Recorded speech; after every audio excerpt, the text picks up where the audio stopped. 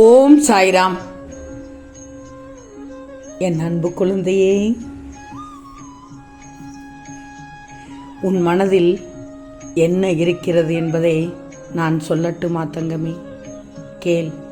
நிச்சயமாக ஆனந்த கண்ணீரில் அழுது விடுவாய் தங்கமே. செல்வமே, நன்றி சாயப்பா, என் மனசுக்கு ரொம்ப நிம்மதியா இருக்குன்னு சொல்ல போறேன். உன் ஆசைப்படி நடக்கப் போகுது. எப்பவும் என்னோட ஆசீர்வாதம் நிச்சயமாக இருக்கும் தங்கமே. நீ நினைச்சது நடக்கப் போகுது. என்னை கைவிட்டுறாதீங்கன்னு சொல்லி எப்படி அழுதாய்? உங்களைத்தான் முழுசாக நம்பி இருக்கிறேன்னு எப்படியெல்லாம் வாய்விட்டு அழுதாய்? உன் கோரிக்கை நிறைவேறப் போகுது தங்கமே. நீ மிக மிக எதிர்பார்த்த உன் பாசமும் நேசமும் வைத்த அன்பான உறவு உன்னிடம் வந்து சேரும் நேரம் வந்துவிட்டது தங்கமே. எவ்வளவு கஷ்டத்திலும் போராட்டத்திலும் இருந்தாய் என்று உன் சாயப்பாக்குத்தானே தெரியும். கவலைப்படாதே, இனி நல்லதே நடக்கும். உன்னுடைய பாசமானது எப்படி இருக்கு தெரியுமா? படிக்கட்டில் இருந்து தடிக்கு விழுந்தவர்களை விட பாசத்தால் தடிக்கு விழுந்தவர்கள் தான் அதிகம். உன் மீது பாசம் வைத்தவர்களே அதற்கு சாட்சி. உண்மைதானே? காலம் முழுவதும் தாயின் அன்பில் வளருவாய். ஆனால் கணவன் மனைவியின் அன்பு நெடுந்தூர பயணம். அதில் மனதில் தொய்வு என்பது இருக்கவே கூடாது. அன்பாக இருந்து விட்டால், அதை அள்ளி அள்ளி கொடுத்து விட்டால் உறவு என்றும் நீடிக்கும். பாசம் பிணைக்கும். பிரிவு என்ற சொல்லுக்கு இடமே இருக்காது தங்கமே. ஒன்று மட்டும் நல்லா தெரிஞ்சுக்கோ. துன்பங்களை தாங்கும் மனதாகவும் இன்பங்களை வாரிக் கொடுக்கும் இணையாகவும் கிடைத்த உறவு உன்னுடைய கணவன் மனைவி உறவு மட்டும்தான் தங்கமே. வயதுகள் 100 கடந்தாலும், ஏன் தலைமடி கூட நரைத்தாலும், இரு உறவுகளின் பந்தத்தில் முளைத்த அன்புக்கு மட்டும் வயதுகள் என்பது கிடையவே கிடையாது. உன்னிடம் எதையும் எதிர்பார்த்து இருப்பதில்லை கணவன் மனைவி உறவு. அன்பை மட்டும் கொடுத்தால் போதும். தன் வாழ்நாள் வரையிலும் ஒற்றுமையாகவே இருப்பார்கள். பிரிவு என்பதற்கு அங்கு பேச்சே இருக்காது தங்கமே.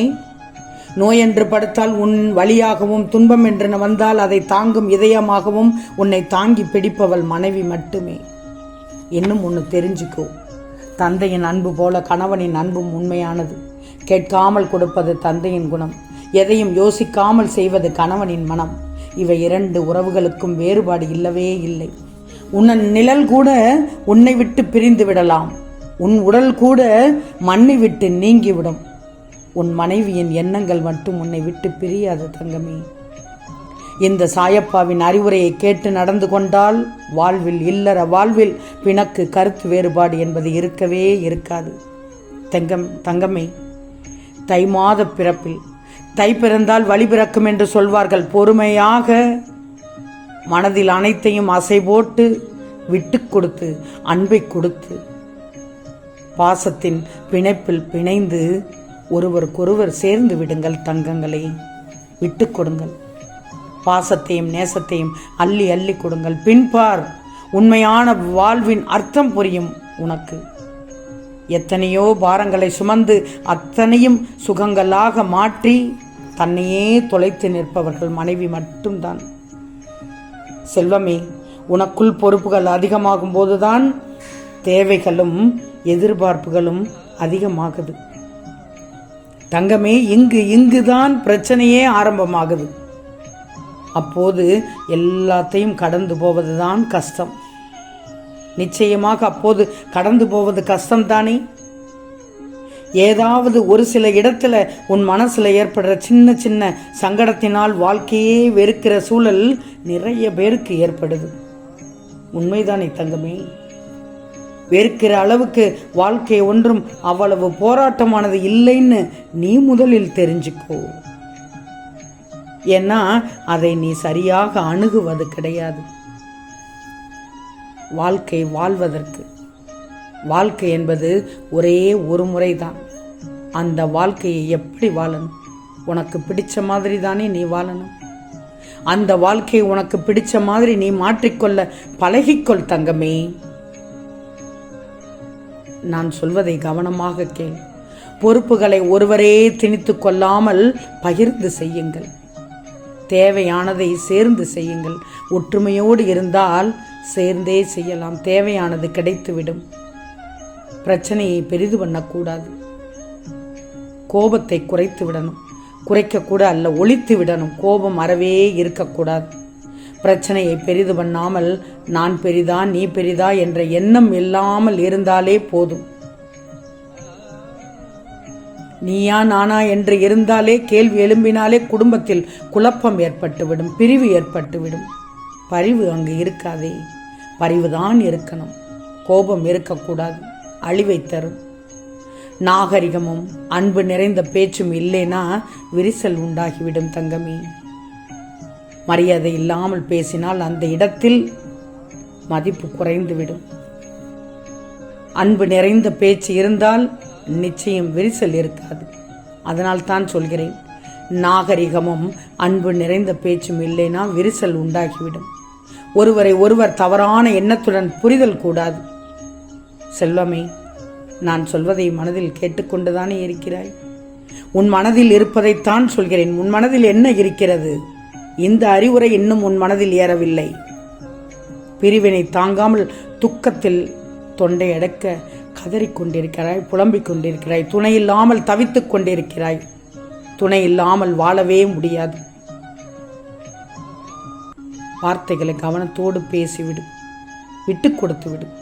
அன்பு பெருகும், பாசம் பெருகும், பரிவு பெருகும் தங்கமே.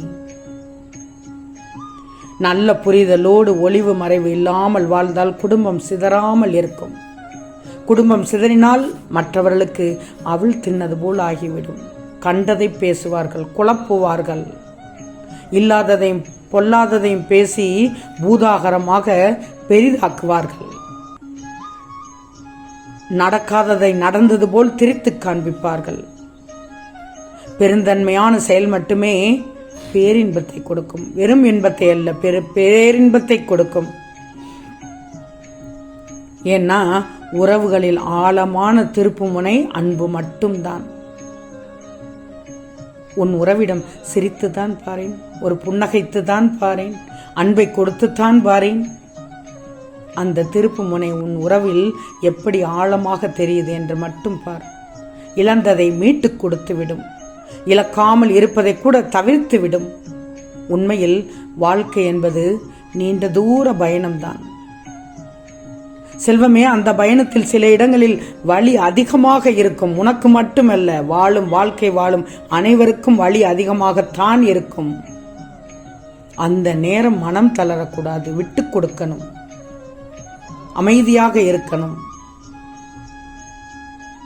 மனம் தளறினால் தவறு, அந்த இடத்தில் தவறு நடக்கும். நிச்சயம் அந்த நேரம் பலவீனமாக்காது, உனக்கு பக்குவத்தை மட்டுமே தரும். சில விஷயங்களை நீ புரிய வைக்கவே இப்படிப்பட்ட நிகழ்வுகள் இருக்கும். உன் மனதை குழப்பாதே. உனக்கான பொற்காலம் இப்போது தொடங்கிவிட்டது. அதனால் தான் இந்த பதிவை கேட்கிறாய். சில தடங்கல்களினால் உன் குடும்பத்தினால் ஏற்பட்ட மனச்சங்கடங்கள் அனைத்தும் உன் பிரார்த்தனையால் வென்று விடுவாய். நீ உன் சாயப்பாவின் அறிவுரையை கேட்டு பிரிந்த பாசமான உன் உறவை அன்பால் தக்க வைத்துக்கொள். இனி நீ குடும்பத்தோடு ஒற்றுமையாக, நலமாக, சந்தோஷமாக, மகிழ்ச்சியாக, நிம்மதியாக, ஆரோக்கியமாக இருப்பாய். ஆம் செல்லமே, நிச்சயம் நடக்கும். நல்லது நடக்கும். நல்லது மட்டுமே நடக்கும். அது நன்மையாகவே இருக்கும். ஓம் சாய்ராம்.